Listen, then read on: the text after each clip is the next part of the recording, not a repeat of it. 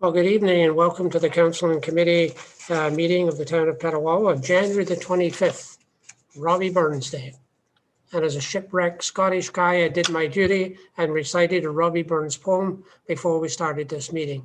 That's the rules when you're out of Scotland. Every male has to recite on Robbie Burns Day a Scottish poem, which I did earlier on. It was the Ode to the Mouse, for those who heard me. With that, I'll ask if there's any disclosure of pecuniary interest.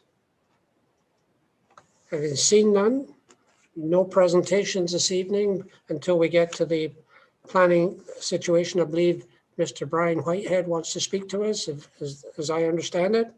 But before we get to that, the planning development activity report for December. Karen Cronier, if you could, please. Yes, hello. I'll just give you some highlights of the December 2020 report. A number of zoning bylaw amendment applications in December. The Eichstätt file, there was no appeal on that zoning that took place at a public meeting on November 16th. The final appeal date was December 7th, and so that zoning is now in full force and effect. Of course, we've got the zoning bylaw amendment before us this evening with respect to the Hoffman subdivision. The Whiting file, zoning bylaw amendment, rezoning from community facility to residential 1. There is a public meeting scheduled for February 1st. And then we have a zoning bylaw amendment for the Siri file. This had to do with conditions of severance on files B54, B55, and B56/20. These lands were fronting on Shamus Road, and there's a public meeting scheduled to hear a zoning bylaw amendment from RU to R1, and that date is February 16th. I also received a site plan application in December for a restaurant that is to be located adjacent to the Marriott Hotel. I'm hoping to have additional details to share with you in the near future. Under subdivision files, again, as mentioned, Hoffman Phase 4 will be discussed tonight. Laurentian Highlands Phase 2C, there were 64 lots registered on that final phase of Laurentian Highlands subdivision. So we should be in a position to issue building permits for those lots in the very near future. Under Radke Estates, the comments have been forwarded to the consulting engineer with respect to that second phase of development. Overall, there's 279 lots within that phase 2 of the subdivision. We are expecting that to be broken down further for development purposes. Under emergency planning, the Municipal Emergency Control Group met virtually and reviewed the HIRA, signed off on our training requirements for EMO. And basically on December 31st, I received a notice from our field officer that the town is now in compliance for our EMO requirements for 2020. So that was good news. Under other activities, I think I just want to bring to your attention the number of files that we are busy reviewing pre-consultation on a number of both residential and some commercial as well. And those are the highlights for December. Thank you very much, Karen. Questions of the report? No questions? No, or even of the activity report in the building of nothing? The home sales statistics, no? Then I need a motion to accept the reports, please. Moved by Murray, second by Teresa. There's no questions. I'll call for the vote. All in favor? Opposed, if any? It's carried. Thank you. And we'll go to the building activity report. Karen? Yes, as you'll see from the statistics, so our final number in terms of building permits for 2020 was 379. In terms of residential dwelling units, there were a total of 55 dwelling units or building permits issued for 2020. That included 40 singles, 2 semis, and 13 townhouses. I can take any questions if anybody has any. Questions of the report? I think that was to be expected with COVID out there and the late start. If you hadn't the shovel in the ground, you couldn't go ahead and move. You could finish anything that you had started, but you couldn't move forward. So it's to be expected there would be a little decrease in there, but nonetheless, they seem to hold their own to a certain extent. Any comments or questions? If not, I need a motion or a mover and a seconder to adopt That's James and Gary. All in favor? It's carried. Thank you very much. Then we'll go on to the PL 01-2021. Please, Karen. Yes, this is Laurentian Highlands Subdivision Phase 2B. It's a lifting of part lot control, block 57 on plan 49M-89, properties fronting on Chad Street. Recommendation that council enact a part lot control exemption bylaw with respect to block 57 on plan 49M-89 to expire 2 years from the date of its passing. In terms of the report, Blair Jones Professional Corporation did submit a request on behalf of the developer to lift part lot control for block 57. The application does seek exemption for part lot control for 6 townhouse units. The subject property is designated residential under the official plan and is zoned residential 3 exception 9, which permits townhouse development. The lifting of part lot control meets the intent of the official plan and certainly complies with the requirements under the zoning bylaw. Thank you. Before I ask for a mover and a seconder, if you're comfortable with this recommendation, are there any questions? Nope, seeing none, then I need a mover and a seconder, please. James and Tom, all in favor? Then it's carried, okay? Kate, did you get all that? Yeah. Okay, then we'll go to PL 02-2021, the Hoffman Subdivision Phase 4 Zoning Bylaw Amendment Application. Karen, if you could, please, and then we'll call on, I believe, Brian, you wish to speak to this as well, correct? Correct, Mayor Sweet. Thank you. Then we'll go to Karen first of all. Karen, you want to introduce this report? Yes, thank you. So Hoffman Phase 4 subdivision, block 48, plan 612, extension of Wilson Avenue. The report is provided for information purposes only. And as you noted, Mr. Brian Whitehead is here from JP2G Consultants. I'll give you a bit of a background in terms of the overall development of the subdivision. The original Hoffman subdivision was registered in July 15th, 1996. At the time that it was the village of Petawawa at that time. It included 4 phases of development. So block 48 is actually the 4th and final phase.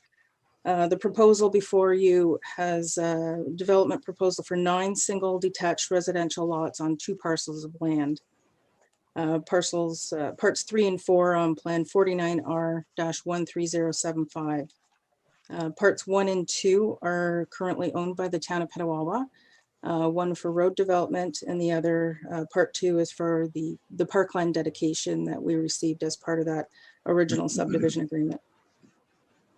Block 48 is located to the north of Gerald Avenue and south of the Petawawa River. The property is currently vacant and it is zoned development exception 1. You were provided with a key map. In terms of consultation, there has been a lot of discussion in regards to these lands.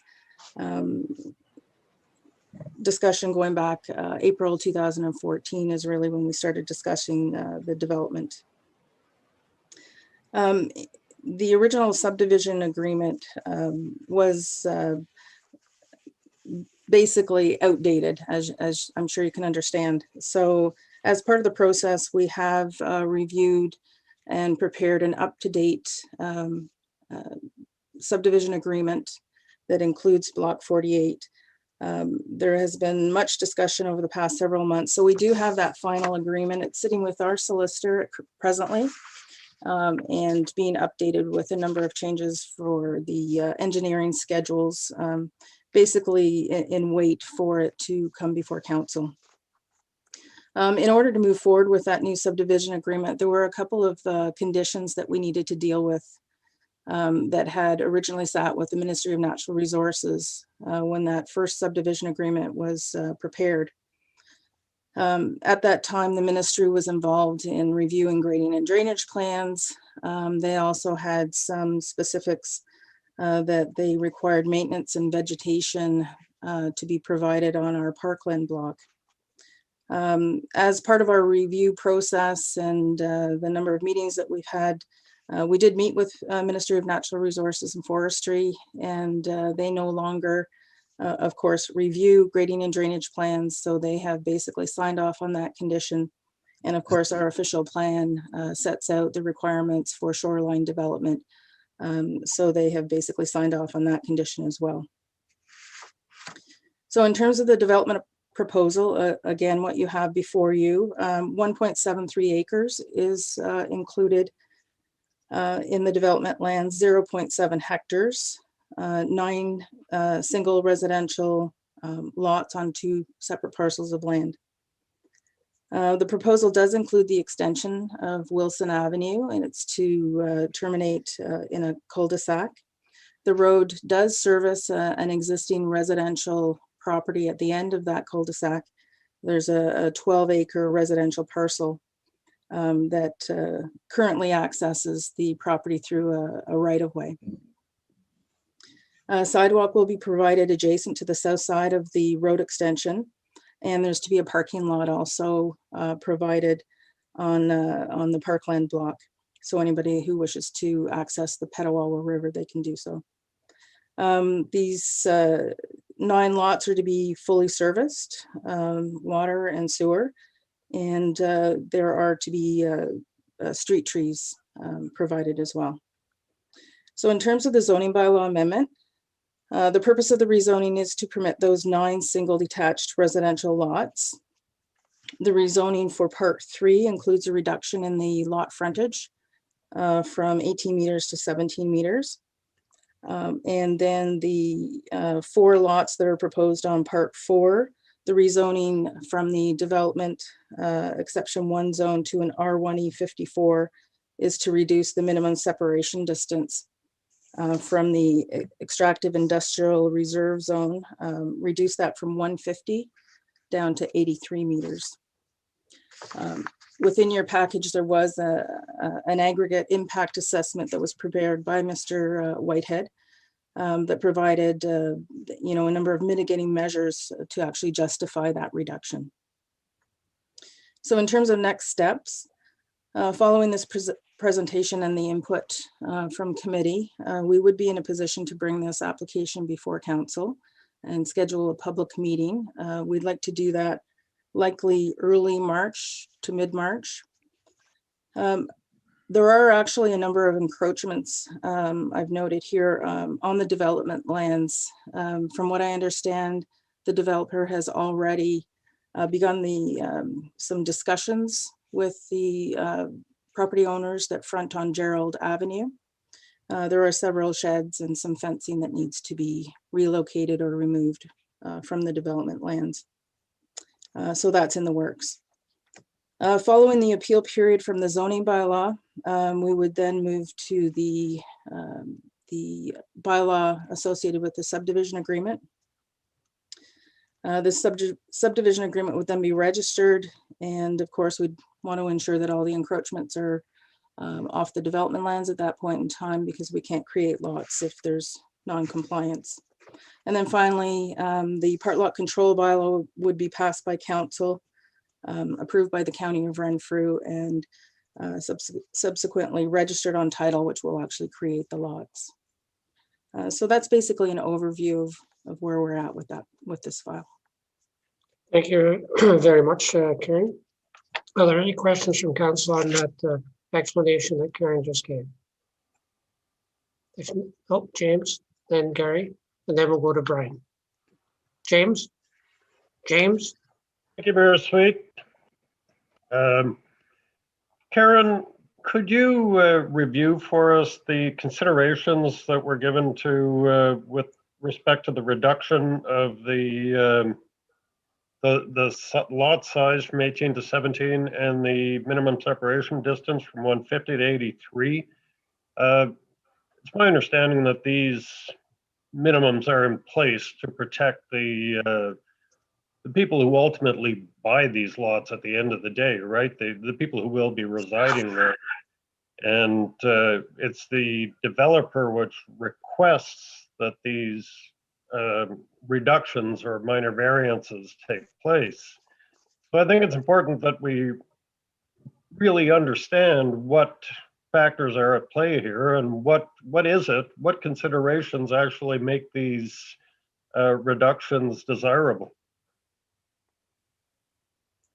Well, in terms of the reduction in lot frontages, of course, the zoning bylaw sets out minimum standard requirements. Those minimum requirements don't necessarily always fit every development proposal. And essentially, if the applicant can show that there is justification for a reduction, then we can move forward with one, or we as staff can support it.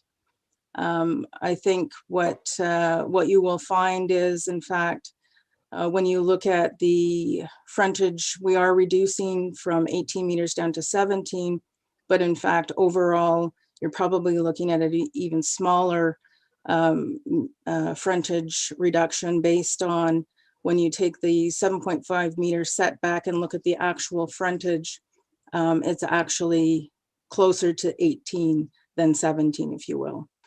In terms of the separation distance, currently, you will note from some of the plans that you've been provided with, there is substantial amount of barrier existing, if you will, visual barrier through the existing 12-acre lot that's located adjacent to those development lands. And there is residential development surrounding the development lands. Mr. Whitehead did provide us with an aggregate impact assessment. Essentially, there are a number of mitigation measures in place that would allow us to reduce that separation distance. There was an existing pit that was being operated on the H&H lands that has since been surrendered. There's no longer mining occurring, if you will, from those lands, and it has been rehabbed at present. In terms of some of the other uses on the property, there is an existing asphalt plant. From what I understand, there have been no complaints in regards to the development, or sorry, the use of that equipment. Ministry of the Environment has indicated no complaints. So I think, the actions that are occurring on that property, the measures that are in place warrants and justifies the reduction in separation distance. And Karen, I think Brian might speak to that as well when his chance to get speaking on this file. James, are you finished? Are you happy? Or you any other questions before I go to Gary? That's good for now, thanks. Thank you very much, Gary. And then I see Matthew. Gary? Thank you, Mr. Mayor. Just three small questions, Karen. On the sets of diagrams that you gave us, there's some parking spaces by the park. One has 9 horizontal spaces. The other picture has 8 parallel spots. So I'm just wondering which one is it, the 9 spaces or the 8? Also, there's a little access way on the drawings that goes down towards the water. Is anything being done with that access way? Is it being gravel, paved, how far? And the last question is, I noticed that the sidewalk just kind of ends in the middle of nowhere there at the corner. I'm just wondering what the reason is for stopping the sidewalk there. Thanks. In terms of the parking area, there is an actual 8 parking spaces that are provided in a parking lot, if you will. Yes, there were 2 plans that were submitted with Mr. Whitehead's letter. The first being the zoning bylaw amendment that was originally submitted to us back in 2014. That shows the parking that is basically pull in and back out. The staff were not able to actually support that form of parking area based on the zoning bylaw. It requires there to be an actual lot created. So yes, the grading plan actually identifies the actual lot, or sorry, the configuration of the parking. In terms of the access, I may have to defer to Brian in that regard. I'm not sure if Brian, you are aware of the material. I believe it's being kept in a natural state from what I understand. Well, we could defer that to Brian. Yeah, if you wouldn't mind, please. Sure. That's your questions answered, Gary? Yes. And the sidewalk. Pardon? And the sidewalk about. Right. Or the sidewalk, yeah, and- okay. Yeah. Yeah, I think the idea behind that was that the sidewalk, they didn't want the sidewalk to go completely around that cul-de-sac and then follow it along on the opposite side of Wilson Avenue. I'll defer that to Brian as well. That is my understanding, because it would need to stop somewhere, and that would seem to be the logical location. And Brian, you have that? Thanks, Matthew. Karen. Oh, sorry, that's it for you, Gary? Matthew? Yeah, thank you, Mr. Mayor. Through you to Karen. We're just looking at this JP2G report, and it seems to be dated January 30th, 2018. And it speaks to the concrete plant being moved. I was just hoping to get an update if that is actually moved. And it also speaks to there being a potential for aggregate to still be removed from the quarry. Has that also, can we just get an update on that? Yes, in terms of, let me grab that. Yes, in terms of the concrete plant that has been relocated along County Road 26, actually. So that's completely gone. That was required as part of the subdivision across the road, Portage Landing. So that's completed. In terms of the quarry, it's still in existence, and the asphalt plant is actually located within that quarry land. Okay, thank you, Karen. Just to the 40 tons of aggregate still remaining, is there like a plan to continue blasting in that area? Sorry, I'm sorry, I will have to defer to Sure. Brian on that as well. Okay, further questions? Tom?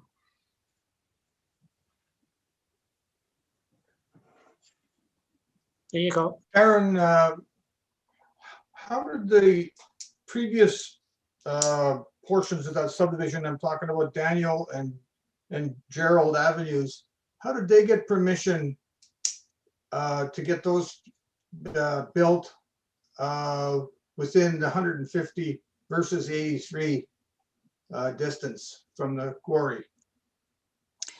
From what I understand, though, the separation distances weren't required at that time. So it didn't, wasn't part of the review, if you will. Wasn't a requirement. Thank you. Further? Having seen none, then I'll go over to Brian. Brian, welcome to the meeting, and I also want to recognize Dustin Hoffman, who's the president and owner of H&H Agri, is with us, construction, pardon me, is with us today as well. Brian, the floor is yours. Thank you, Mayor Sweet, members of council, staff. It was, I was around when the original subdivision was filed and approved. My name was on the letter of draft approval. I now have several staff members that weren't born at that time. But anyway, that was around 93. It was draft approved.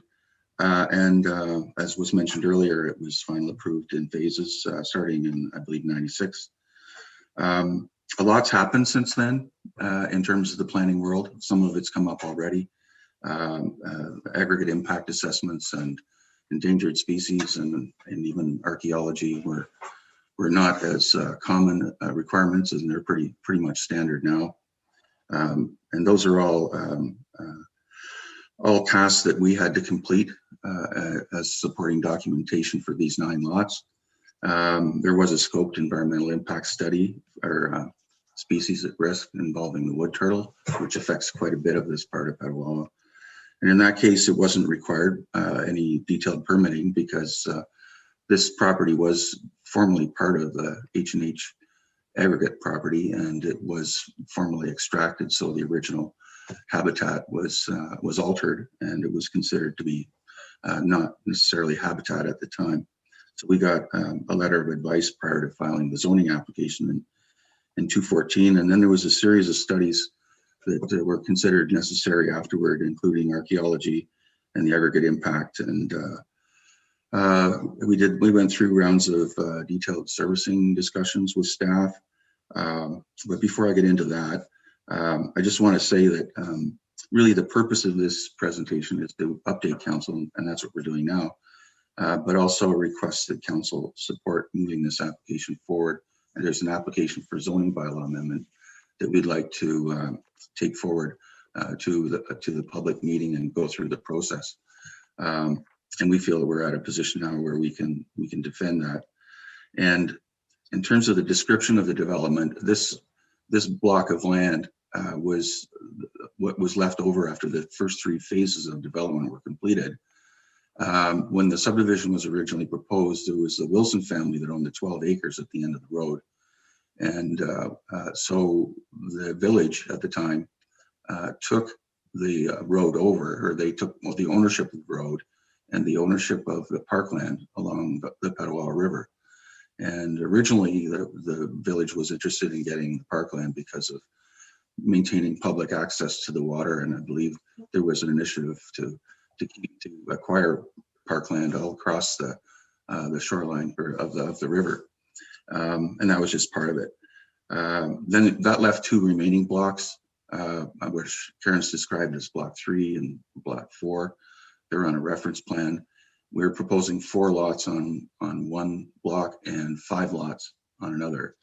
The one with the 5 lots was originally intended to be a townhouse extension of townhouses. And at the time, in the 1990s, the railway was still existing. And for those lots, the depth is about from 54 to 60 meters in depth. So they're really deep. And there was, I think, 9 or 10 townhouse units proposed on those lots. Now we're proposing 5 single detached. There is a request for a special exception to reduce the frontage from 18 meters to 17 meters. And in terms of the planning rationale for that, what I would submit is that when you look at the lots, then when you look at one zoning provision, I don't think you should look at it in isolation of the other planning merits of the lot or the lots to be created. In this case, although the lots will be 1 meter shorter, when you look at the depth of the lots and the width of the lots, the rear lot line is actually quite a bit wider than the front lot line. And as Karen alluded to, the lots do flare out a little bit, and such that at 7.5 meters back where you measure the frontage, they'll be a little bit more than 17 meters. But when you average out the width of the lots, they come to, and I calculated it's 17.96 meters, which is just a few inches short of 18 meters on average. And those lots were originally deep because of mitigation measures that would have been necessary when the railway was there. And there would have been berm construction. In fact, for part of it, I think there were berms constructed. But so on whole, even though these lots have a reduced lot frontage, they do have considerably, they're almost double the minimum lot size as any are one lot. They're almost the minimum lot size is 550 square meters. And these ones are, and I'll convert to feet, they're almost 10,000 square feet each, which is, again, they're almost double the size. So they're actually very nice lots. They're going to be located close to the public park or access to water. There'll be green space and buffering lands available for buffering from the Algonquin Trail. On the 4 other lots, those are the lots that are requesting the exception for the aggregate setback reduction, which is from 150 meters to 83 meters. And whenever we do aggregate impact assessments, we have to look at the whatever is in between the sources of whatever could potentially be an adverse effect on a residential use. And then we have to look at the residential uses and what's potential impacts on the aggregate operations themselves. So it's a reciprocal review. In this case, the H&H lands are zoned aggregates, but the operating facilities, like the actual works that are causing the noise and the dust and such, actually the proposed development complies with those setback distances. So even though the land is zoned, the land that's zoned closest to the original Hoffman subdivision is not and hasn't been used for aggregate resources for decades. And although there is the operating yard, and it's more of a construction yard now than an aggregate operation, although that's where their equipment is stored. And they have buildings and offices there as well. So even though those uses have other land use compatibility matters, in this case, when you look at the specific, the asphalt plant and the quarry and the pit has been surrendered. So when you look at all those features that are of the pit operations and the quarry, they're within the development complies with those setbacks. So that's how we can, in my mind, justify the reduction. So in terms, I think one question came up about the quarry, and as was mentioned, the asphalt plant, the quarry's not active, but it's licensed.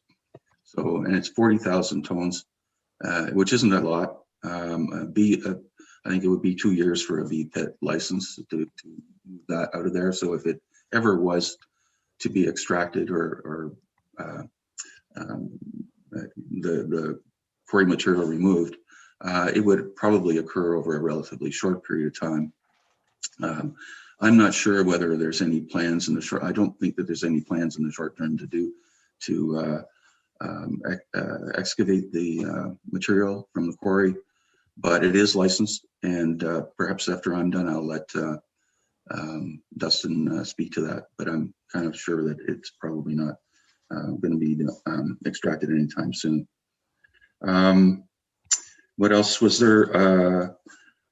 Yeah, so I guess in terms of, just to clarify the parking, I've submitted 2 maps on purpose with this submission. One was, the first one was the map we included with the amended zoning application, which did have the parking parallel to the parkland. After that was submitted, there was further negotiations with staff to relocate the parking so that it wouldn't be backing out onto the street. So that's actually why I included the second drawing in the package just before council tonight. So and then when you look at the sidewalk coming down Wilson Ave toward the parking lot, it stops basically close to the parking lot, close to the the parkland, so that when people are walking across the street, they're walking straight to the parkland. I can't tell you why it stopped exactly where it did, but what I can tell you that is that when I'm looking at it now, I can see that that's the effect of why the parking lot, or why the sidewalk ends where it is. But I'd have to get further information or defer to either Dustin or Dave for any additional information they might have on that. Also, what else did we do? Yeah, Dustin, there is some encroachments along the back of the 4 lots on Wilson Ave, and it's there's two properties that have some sheds, and there's another two properties that have fencing that is on the property. And Dustin's already reached out to the property owners, and there's already been a site meeting arranged for April 30th when the snow is moved, to discuss how to rectify that situation.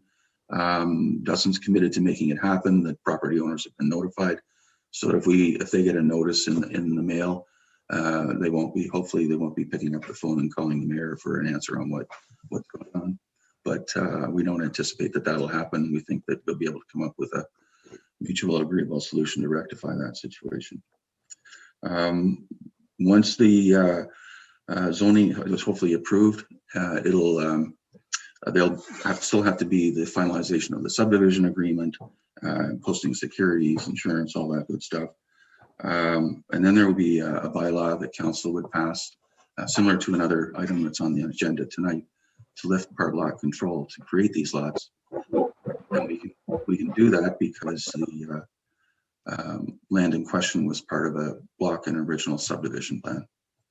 I hope I've answered most of the questions that have come up tonight. The quarry license, blasting. Just a point on blasting, if there is blasting, I have enough experience with pits and quarries to know that there's a blasting report required, and the level of the blasting has to be catered to the situation, and it can be done in such a way that it won't have any adverse effects on surrounding land use. I think that's about it, Mr. Mayor Sweet. Would certainly request council's support moving forward. If there's any questions, I'd be pleased to respond to them. Sure. Okay, questions. Just hang on a second. Matthew, were you comfortable with the response relative to the 40,000 tons? Or did you want Dustin to say a few words as to what's happening there? If he has anything to say, he can. You say you're like, if okay, not, I'm good. Okay, Dustin, did you want to give any clarity on that situation for us? Yes, we do have, there is rock there. I'm not sure how much is left there. We did perform a blast last year, which was in January, which was all the rock that was hauled to the bridge for the county of Renfrew. Oh, yes. Washout. We do take some material out of there, but it's not our main quarry. We pull most of our stuff out of our Black Bay pit and our French Hill quarry, which is in Pembroke. So there, we do have a license. We never want to surrender the license because it takes 20 years to get a new license. So we keep it. We do some blasting here and there when we see fit for the material, if it works for the job and it's nice and close. But any material for our asphalt plant, it all comes from our Black Bay pit. Out in Black Bay, we actually haul it in. So okay, thank you. Okay, Matthew. Okay, Gary.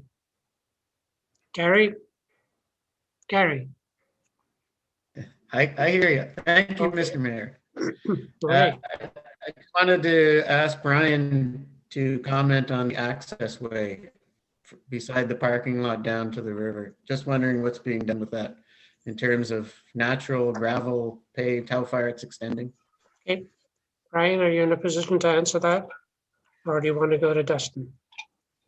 Well, I can offer a few comments. I can see that I wasn't actively involved in the design of the lock rating and drainage plan, but I can see a walkway going down.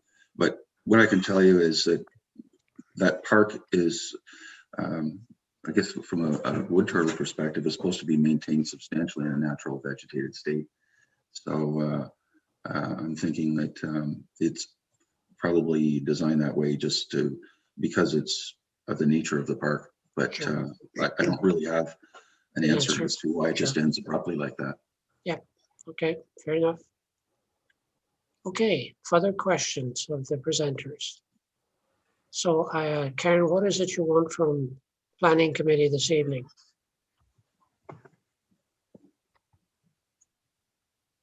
Well, I suppose authorization to move forward with the public meeting. That's what we need. We need a mover and a seconder, if you're comfortable with that, to move forward to a public meeting. Murray, and seconded by Matthew. Any discussion on that?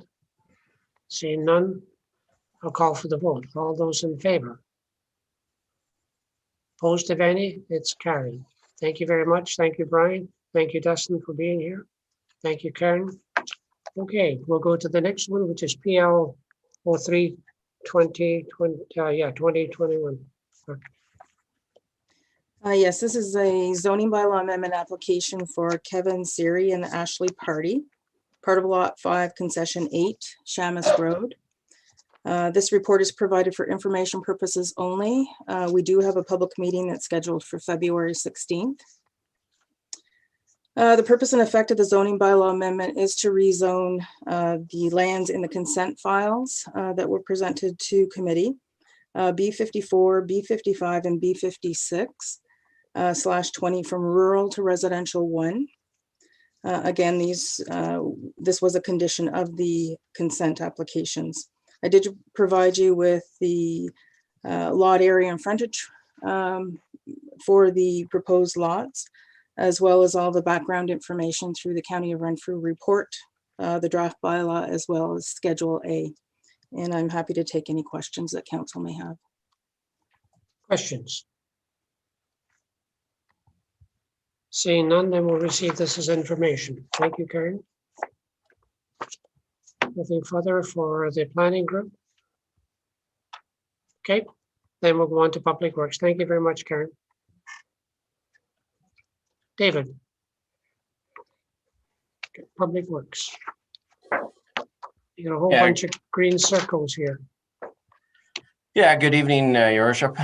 So yeah, the monthly report that I have included is really kind of a yearly summary of the events. So the asset management, we're still reviewing the pavement condition index from 2020, but that might turn yellow because we didn't do as much as we planned to in regards to road work. And so that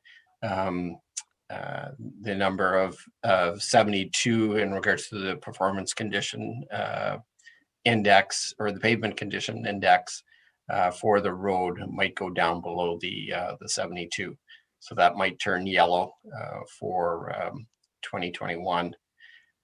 In regards to projects, everything that I provided updates before, just wanted to highlight that the 1 ton, the replacement for 3510 was received just before Christmas.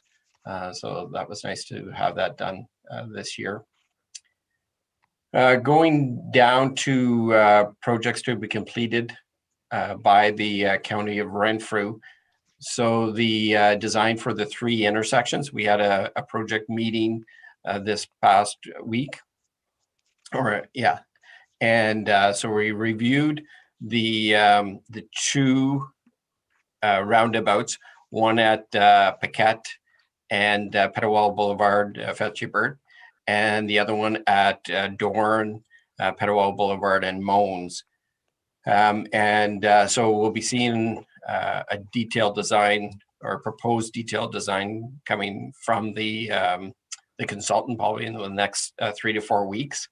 They're having troubles. Well, I guess there's a lot of constraints in regards to the Victoria Petawawa Boulevard intersection, and they're not sure exactly what improvements, if any, can be done, but they're still reviewing that. So that information will be coming shortly for council to take a look at. Just at the bottom of that page, facility management. So I guess prior to, I guess with a new set of eyes, you see different things. And so with Chris Mantha coming on as the manager, I never realized how poor the industrial road facility was. We had a leaky roofs in several locations, holes in exterior walls where mice and other rodents would get in. We have a lunchroom that, at best could sit, maybe 8 to 10. And then during winter, we were trying to accommodate 14 people. So there's lots of areas for improvement that are required there. And then if you take a look at the needs in regards to individuals and the Maslow hierarchy of needs, you first got to meet that needs of, shelter and clothing and food before you can ask anyone to go above that. So, that's what we tried to address this year, and we did a lot of improvements at the facility, and it really showed in regards to the staff. They really took ownership of the facility and really became accountable in the work that they did and in keeping it clean, but also that they were doing outside of it. So it certainly kind of reinforced the need of having a nice facility, having good equipment. So we, like I said, we did some work last year.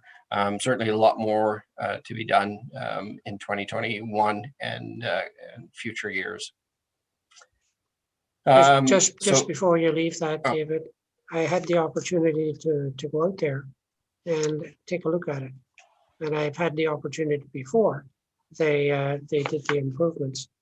And there certainly is a remarkable change in the appearance of the garage. There seems to be a great deal of pride in the facility right now. And it's night and day, quite frankly. So the work that's been done out there to separate the work crew, so the social distancing involved, etc., and the cleanliness, it's quite remarkable. They should be commended for doing that. They told them, Chris and the team, when I was out there, I thought this was a huge improvement over what I'd seen in the past. So anyone that has not been out of the Public Works Garage, you should take a trip out there. It really is clean, professional, well-organized facility at this point in time. So hats off to the team out there. I appreciate that. I'll pass that on to the team. Yeah, in regards to what you've mentioned with respect to COVID, so because of the lunchroom being so congested, what we've done is we've brought in a portable trailer. And so Chris is temporarily allocated out there along with the seasonal staff. And then we've split up the permanent staff. So some are in the lunchroom and some are in the welding bay. So we've split them up as much as we can to help with the COVID protocol. So on to asset management. So we've completed the asset management plan, and that was endorsed just before Christmas by council. And that puts us in line with the July 1st, 2023 requirement. And so that the asset management plan completes or contains all of your assets. So prior to that, it was just linear assets. And now what we've done is we've included the fleet and facility. And so as we go forward, under section 9 of the regulation 588.17, then there will be an annual requirement to report on the level of service. And that annual report will be based on the progress of implementing the asset management plan, any factors impeding the municipality ability to implement the plan, and a strategy to address the plan. So that'll be what's coming forward, and maybe as early as this year we'll see that report coming forward. In regards to the maintenance activities, the graph that Chris has put together to track his activities, a lot of activity have been completed in regards to the maintenance. Still need some additional work on shouldering, regulatory signage, guardrails, and beaver dams. But we all have a plan in process to complete that in 2021. Under operations, like I mentioned, the COVID protocols are being reviewed on a regular basis with staff. and any issues or concerns are brought forward and addressed right away. Completed all the health and safety inspections. And so we plowed, including applying sand and salt 7 times. We sand and salt only 10 times. So there's a few freeze thaw, milder conditions that created the requirement just to go out and sand and salt.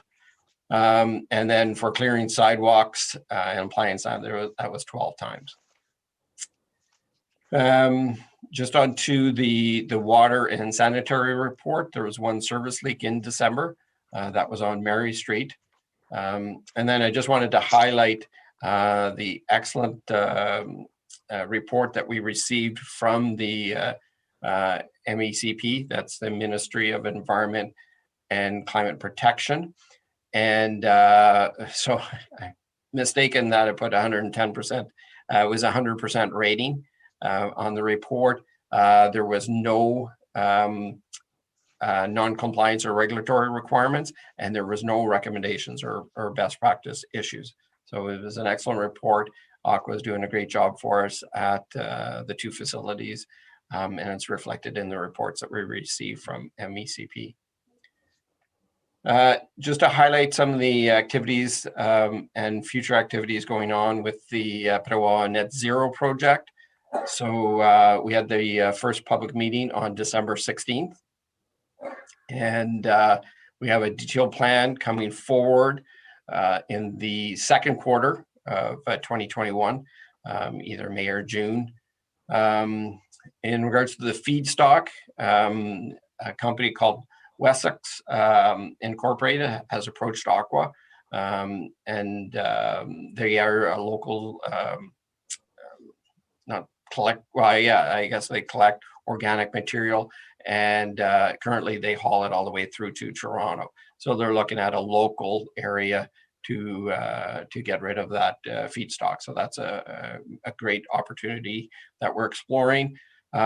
We signed a letter of intent with Walker Environmental, and still reviewing and talking to Tomlinson, Cornerstone, and Miller in regards to signing the letter of intent or a non-binding MOU. The other interesting thing that came through, we got an extension to April 2022 for the project from the funding program.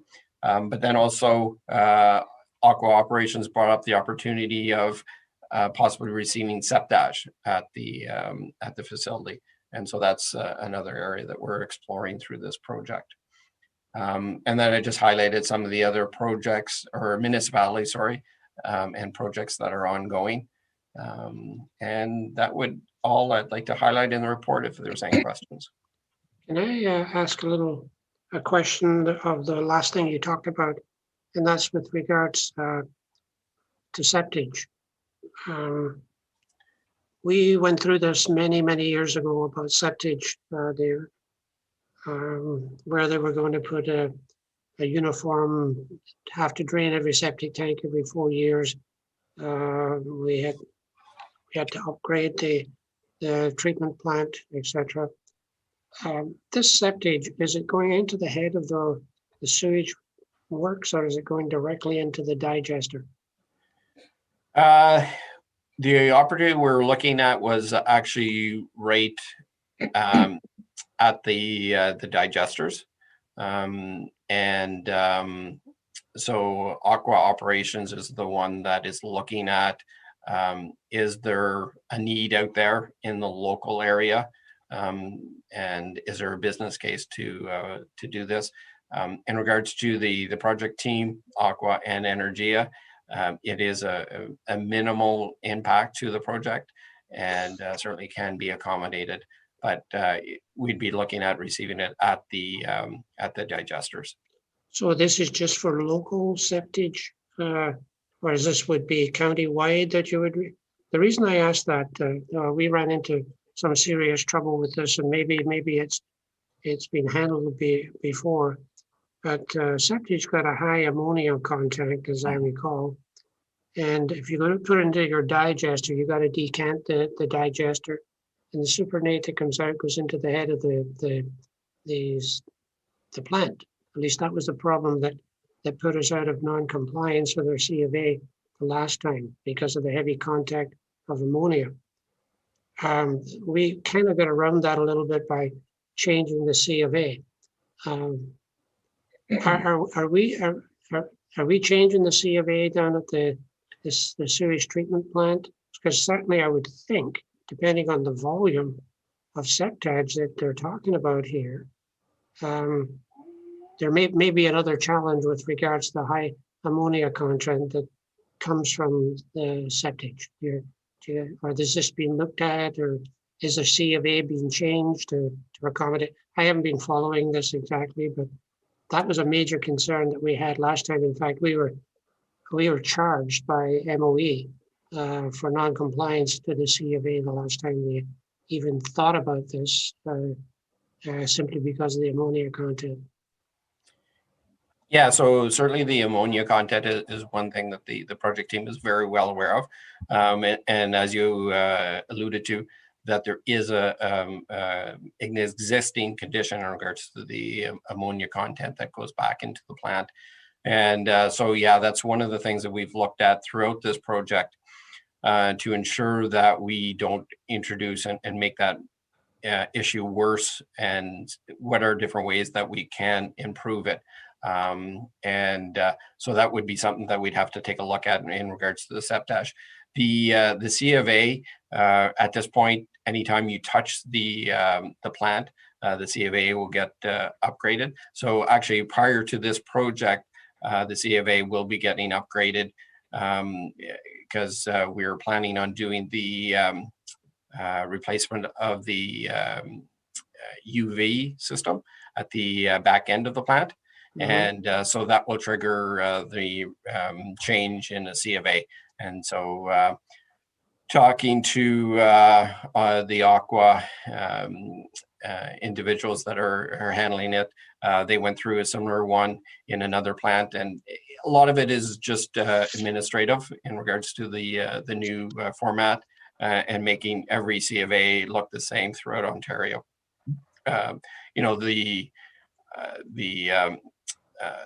numbers in regards to the criteria that you have to match might be different in regards to the receiving body, but a lot of the text and the administration should be the same. So that C of A will be triggered this year in regards to the UV replacement.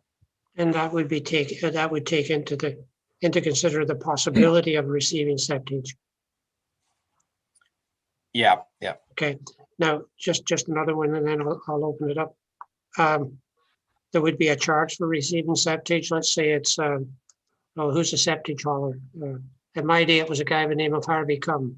But I believe there's a guy up in Deep River that does that.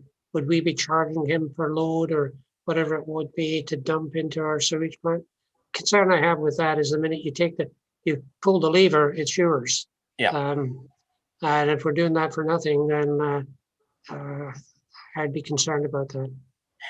Yeah, and so that's what the Aqua team is looking at, is that one, is there enough of waste out there to make it worthwhile to tweak the equipment that's going in, and what would be the charge rate in regards to the septage being dumped. And as you said, as soon as it's there, it's you own it.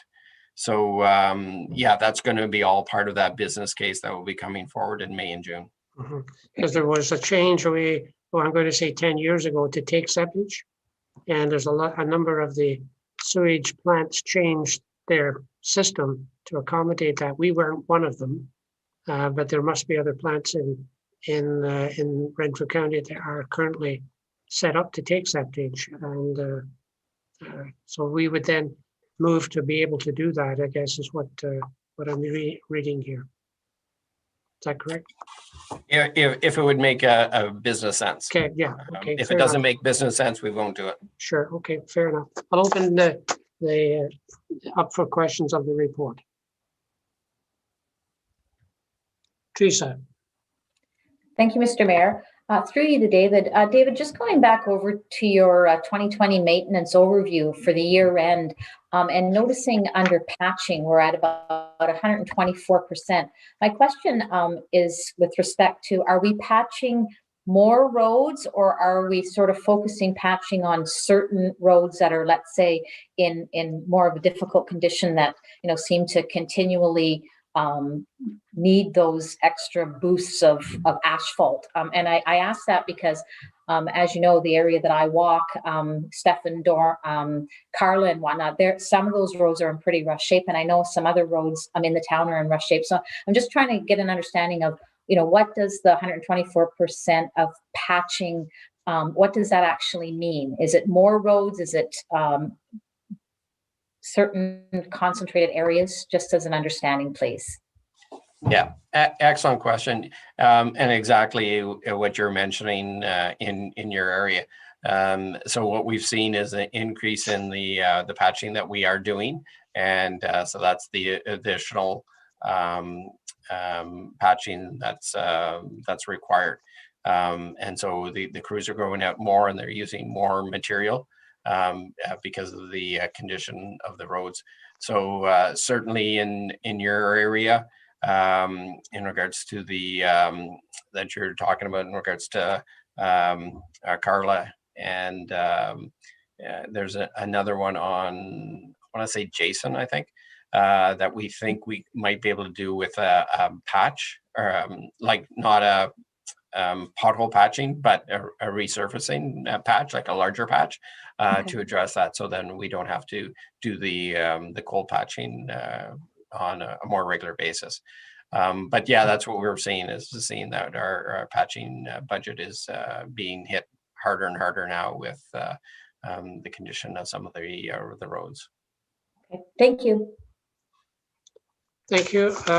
Further questions? Just an information thing, David, for you, and maybe you can comment on that. I happened to run into Lee Perkins, and I had a conversation on another matter with him as far as the county is concerned, but I did ask how the process was coming along for the design and costing of County Road 51.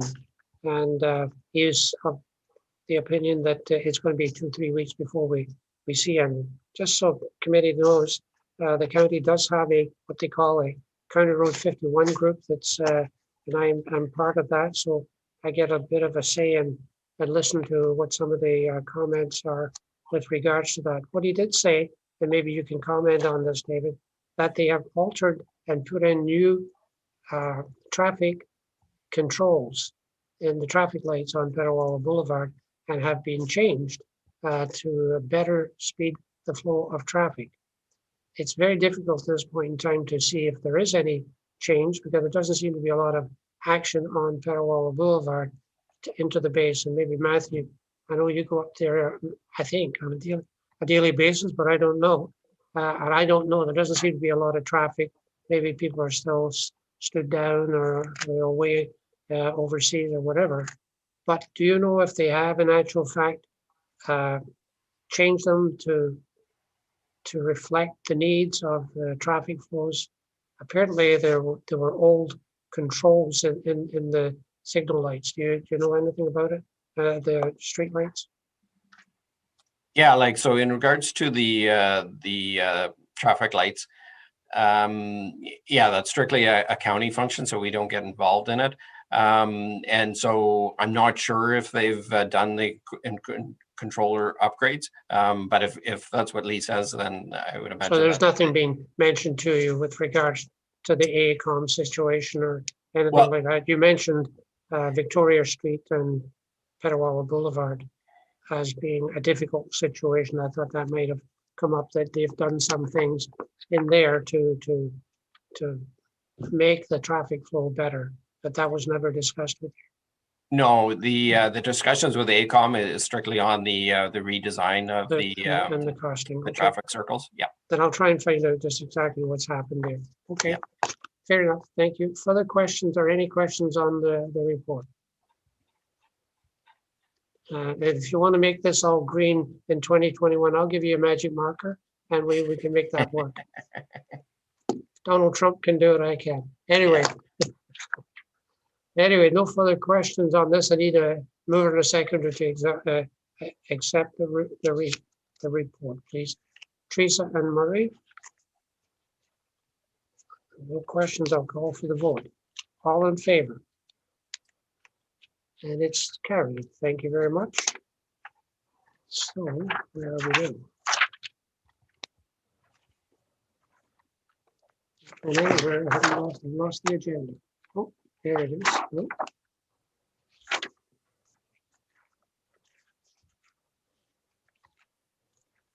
The Ontario Clean Water Agency is up now, isn't it,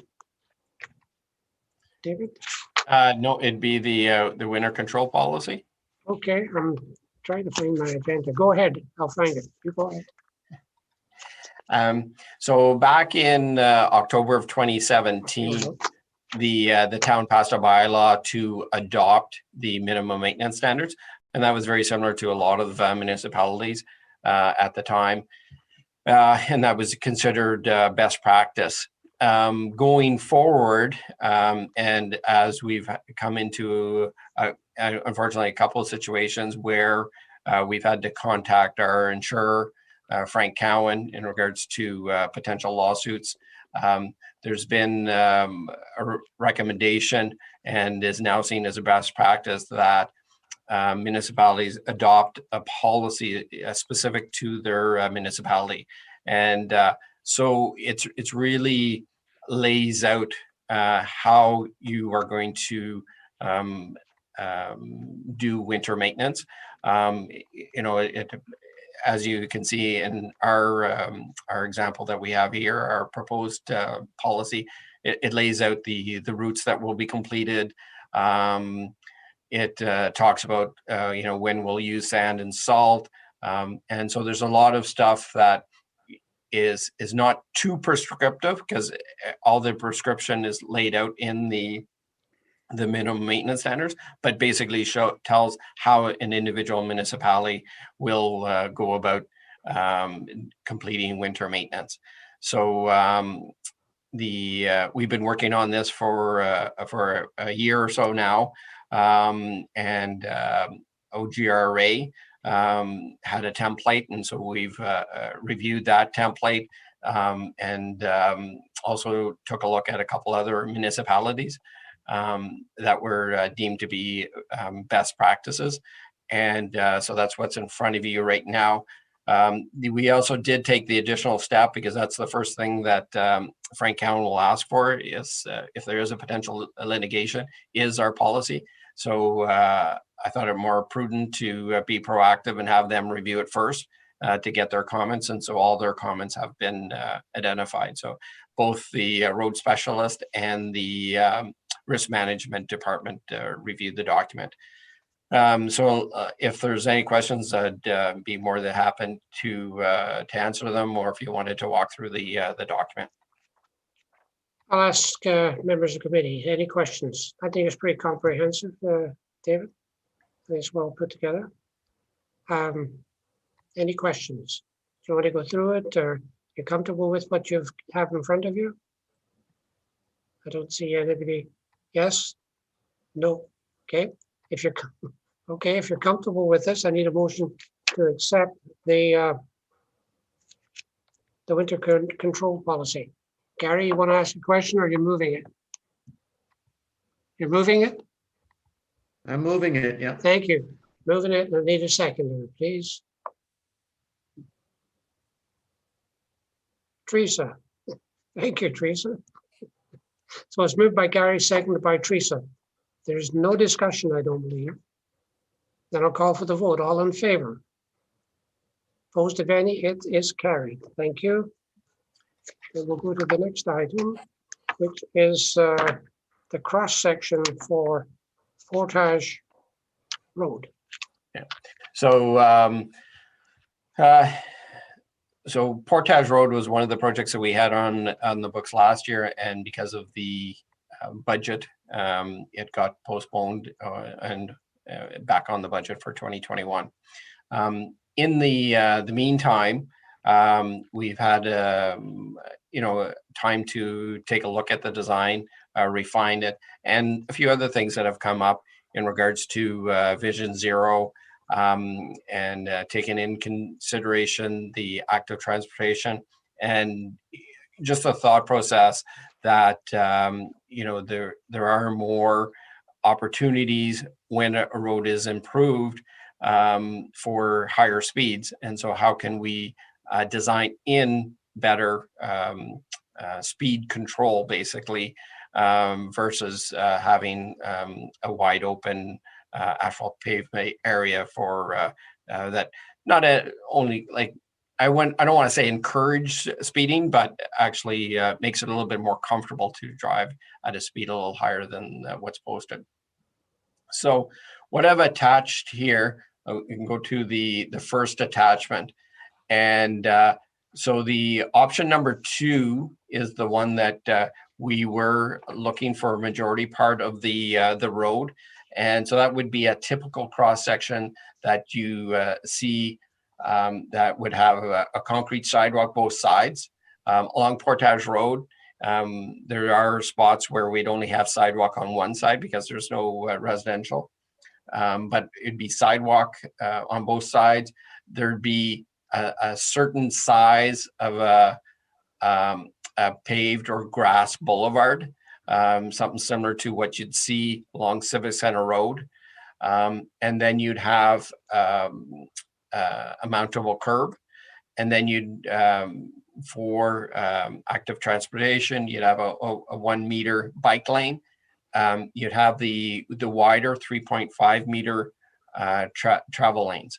And then that would be mirrored on the other side.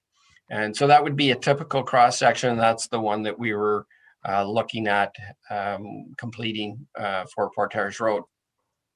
So like I said, once we took a look at some of the concerns that came in this through the year, not only from the public, but also from the Police Service Board, is there a better way to accomplish what we want to on Portage Road and make it safer and have it not as comfortable for people to speed. It's going to be a brand new road. It's not going to have the bumps and all the potholes that Portage Road has on it, but can you build in certain things? And one of the things that is inherent to reducing speed is narrowing the lane. So we did that on Civic Center with the flexible bollards, and it was a great pilot that we had done along there, and reducing the speed and making people aware that there is an intersection, there's a crossing coming. And so that was one of the things we looked at Portage Road. Could we narrow the lanes from 3.5 down? The other thing too is that we've been very successful in installing multi-use pathways.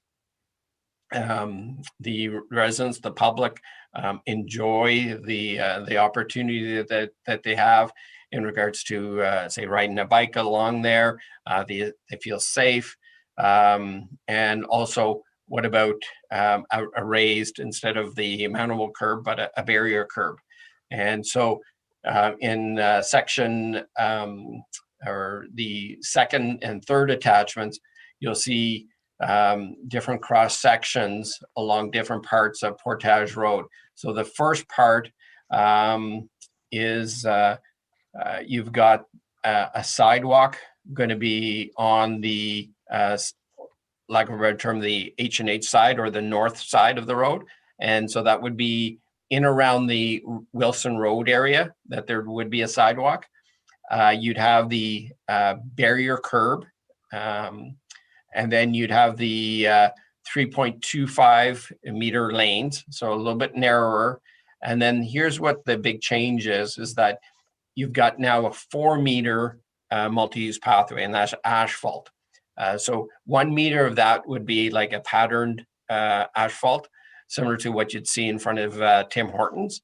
And then the other 3 meters, which would be their travel portion for active transportation, either cyclists or parents with their strollers, cyclists, and that would be going along the south side, I guess along all the residential, and that would go the complete length of Portage Road, right from Scott right through to Petawawa Boulevard.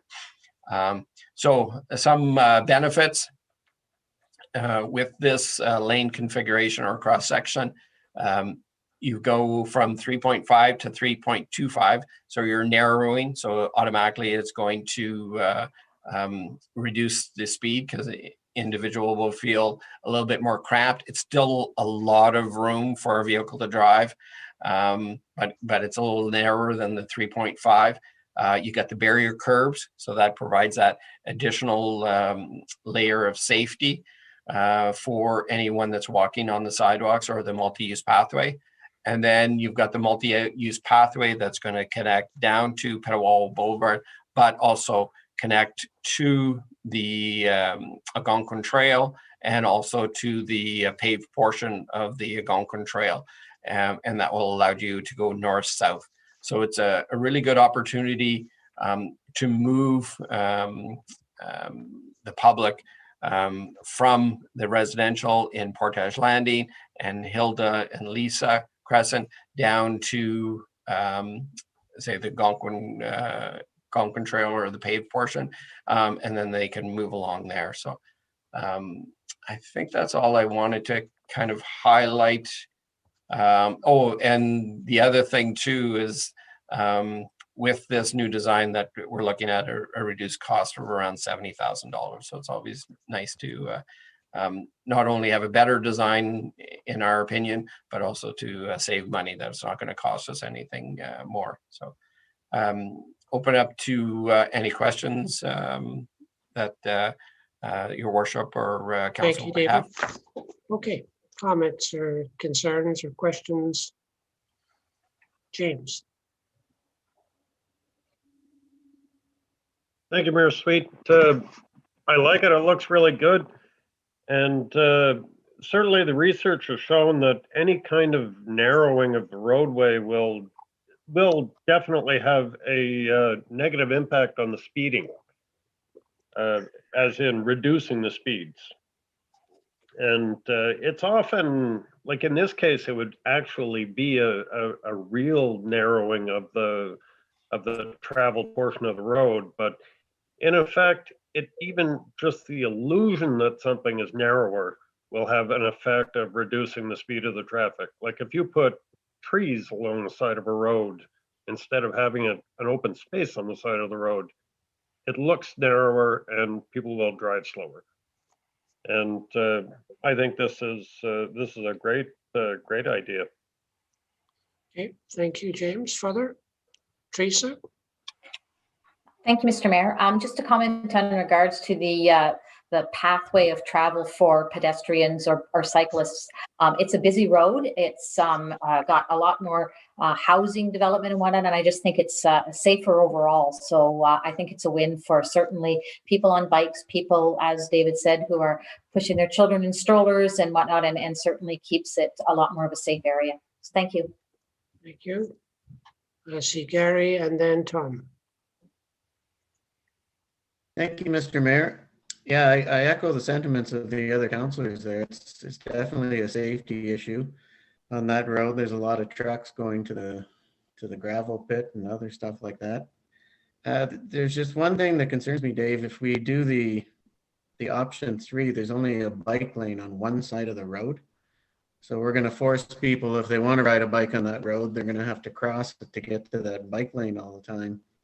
Is it possible to take option 1 and reduce the lanes on that to 3.25 and then have the raised bike lane and sidewalk on each side so that there's an option for somebody on a bike?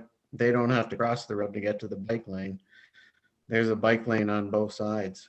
Or does that increase the cost too much and get rid of our 70 grand in savings? Yeah, so as soon as you would add the bike lane on the other side, so the 1 meter, yeah, you'd lose all your savings and you'd start encroaching on some of the property lines. It's not shown here. It's, you know, in some areas, it is fairly narrow in regards to the hydro poles and things like that. And so as soon as you start, you know, saying, you know, going with say option 1 or option 2, but you include a 4-meter bike lane on one side or the other, it certainly will encroach and you'll lose your savings. So just so I'm clear, the bike lane is on the Hoffman side, the McDonald's side? No, the multi-use pathway is proposed to be on the other side. The side with Hoffman's on it will see a sidewalk. And so what we're proposing is that we'd have a sidewalk from Wilson Road down to the Algonquin Trail and the paved portion. And then we'll have a PXO, pedestrian crossing, at that location. And so that will allow anyone that's in that Wilson, Daniel, I think, streets, and the proposed additional lots that we talked about this evening. They can go down to Portage, go along the sidewalk, and then either go across to the multi-use pathway, or they can go north-south on the Algonquin Trail. I guess the other thing too, just to note, so when you're looking at the cross section in 3 or attachment 2 and 3, you have that barrier curb that does provide, you know, it's not the 1 meter of a bike lane that you would ideally like, but it does provide some area from that's concrete of that 0.5 that cyclists can ride. And that's the kind of the information that we're getting from the different users, is that if someone's comfortable riding on the road, bike lane or no bike lane, you know, it's not as much of a deterrent. It's certainly the ones that are very apprehensive of going on it, that this raised and separated bike path really provides a lot of benefit. Okay. Tom? Yeah, Dave, did you mention that Civic Center Road, how wide is that? Is that 3.5 or is it 3.25? The lanes, I'm not sure off the top of my head what the lanes are. The multi-use pathway is 3 meters wide. The cross section, though, it may take me a while to get it. I got no issues with this. I think it's okay, other than I'm not really keen on the 3.25, only because of the fact I can see a lot of heavy traffic on that road, especially trucks and stuff with Hoffman's, and there's moving vans going in and out using their weigh scales and so on and so forth. That's a pretty busy section, and I'm a little nervous by narrowing it down. I understand the idea of slowing the traffic down and everything else. However, there is a lot of heavy vehicles in there, wide vehicles, and I have a little bit of a concern with that. Yeah, so just to get back to you on your question in regards to Civic Center Road, they are 3.25 lane. So you got 3.25, and then you've got, as I was mentioning to Gary, that you got that paved boulevard, that, or paved, not paved, but a concrete barrier curb that provides a little bit more. We've taken a look at it in regards to the vehicles. Certainly the area from H&H down to Petawawa Boulevard is not as much of a concern, because a lot of the traffic goes out Portage Road, out towards Murphy. But that was certainly one of the things that the designer took a look at in regards to the turning radius, and the turning movements for vehicles. And there wasn't that concern because of the vehicles at the low speeds. The other thing is that I know when you put that pattern asphalt in on Petawawa Boulevard out in front of Tim Hortons, and we thought it was going to be a great idea, but I don't know how much extra it cost us, but I think it was worth the effort. So I would even consider just doing away with that pattern and leaving it asphalt. However, that's food for thought, that's all. That's one thing that we also are looking at, is that instead of doing the pattern asphalt, that we can just paint it out. So delineate where the traveled portion for the active transportation is, and where that buffer is. Mhm. Okay. Finished, Tom? Yep. Thank you. Further? Seeing no further questions, you see the recommendation that council adopts the revised cross-section for Portage Road reconstruction. I need a mover and a seconder for this, please. James and Murray. There's no discussion. Call for the vote. All in favor? It is carried. Thank you very much. Anybody opposed? Nope. Okay. We're down to general matters. CEO. Nothing to report, Mr. Mayor. Thank you. Nothing for closed. Nothing, Then I Mr. need a Mayor. motion to adjourn. So you can all go home and eat haggis. Teresa and Gary, all in favor? It is carried. We're adjourned. See you bright and early tomorrow morning with your sharp pencils.